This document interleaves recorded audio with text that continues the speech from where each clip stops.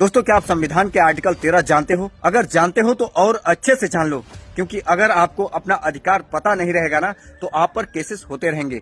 संविधान का आर्टिकल 13 कहता है कि भारत में ऐसा कोई भी कानून लागू नहीं रहेगा और ना ही बनाया जा सकता है जो संविधान के भाग 3 में दिए गए मौलिक अधिकारों का उल्लंघन करता हो। आर्टिकल 13 ये कहता है कि संविधान लागू होने से पहले जो भी कानून थे वे मौलिक अधिकारों से अगर टकराते हैं तो वे उस सीमा तक अमान्य माने जाएंगे। मतलब इसका ये है कि अगर 26 जनवरी 1950 से पहले का अगर कोई कानून है, अगर मौलिक अधिकारों के खिलाफ जाता है तो वो अपने आप रद्द हो जाएगा। और वही आर्टिकल 13 का 3 कहता है कि राज्य ऐसा कोई कानून नहीं बनाएगा जो मौलिक अधिकारों को कम करता हो या खत्म करता हो। ये आर्टिकल मैं आज इसलिए बता रहा हूँ ताकि अपने बच्चों को अपना अधिकार पता हो, उन पर झूठे मुकदमे ना लिखे जाएं।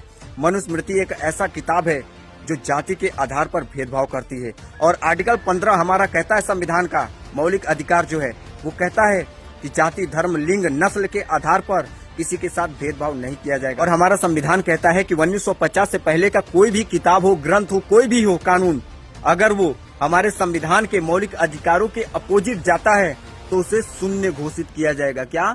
शून्य। मनुस्मृति में शूद्रों और अति शूद्रों को शिक्षा का अधिकार नहीं दिया गया है, उन्हें धन रखने का अधिकार नहीं दिया गया है। अगर शूद्र और अति शूद्र व्यक्ति अगर उच्च जाति के व्यक्ति के पास अगर बैठ जाता है, उसके बराबरी बैठ जाता है तो उसके निस्तंभ काट दिए जाएंगे। अगर शूद्र और अति शूद्र मंत्रों का जाप कर लेता है या मंत्रों का उच्चारण सुन लेता है तो उसके कान में रांगा पिघलाकर, शीशा पिघलाकर डाल दिए जाएंगे और उसे अछूत ही हमेशा रहना है, ऐसा मनुस्मृति में कहा गया है। लेकिन आर्टिकल 17 कहता है कि अस्पृश्यता का अंत, मतलब छुआछूत का अंत। तो यहाँ से भी संविधान के अपोजिट वो किताब हुआ। क्या हुआ? अपोजिट, मतलब उसका विरोधी बातें मनुस्मृति करता है तो उसे जलाना या फिर उसे ना मानना ये हमारा कर्तव्य है, हमारा संविधान देता है। और जो शासन प्रशासन बिना जाने बिना पढ़े हमारे बच्चों पर झूठी FIR दर्ज कर रहे हैं, उनसे मैं बस एक ही निवेदन करना चाहूंगा कि सर आप लोग भी जाकर संविधान को अच्छे से पढ़िए, आर्टिकल 13 को अच्छे से पढ़िए और जो मनुस्मृति में लिखा है उसे भी अच्छे से पढ़िए। क्या आप अपने घर में वही मनुस्मृति लागू करेंगे? क्या? मैं अपने समाज के बच्चों से भी कहना चाहूंगा कि अगर कोई भी शासन प्रशासन पुलिस वाले अगर आप पर FIR लिखता है तो आप डरो मत। आपके लिए डिस्ट्रिक्ट कोर्ट है, डिस्ट्रिक्ट कोर्ट नहीं है तो हाई कोर्ट है, हाई कोर्ट नहीं है तो सुप्रीम कोर्ट है।